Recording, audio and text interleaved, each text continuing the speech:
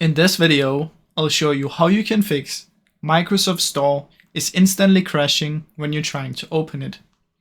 Now the first thing that we can do is we can come here and search for run. We want to type in ws reset.exe and this is going to reset our Microsoft Store. So just wait for this to load and then see if it works after doing that.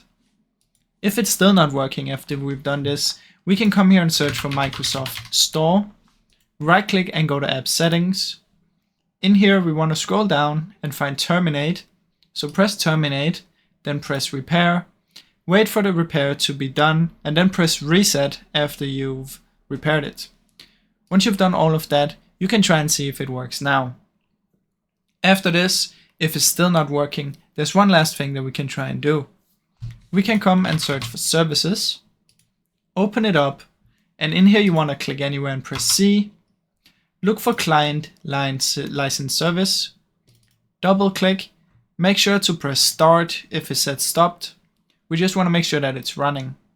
Once you've done that, press apply and OK. And then you want to come anywhere and press M. Look for Microsoft Store install service, double click, put this to automatic, make sure this is running, and same as before, if it says stopped, you want to press start, apply and OK.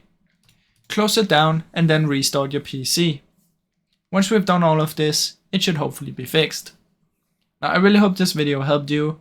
If it did, please leave a like and subscribe as it helps me out a ton. Thank you so much for watching.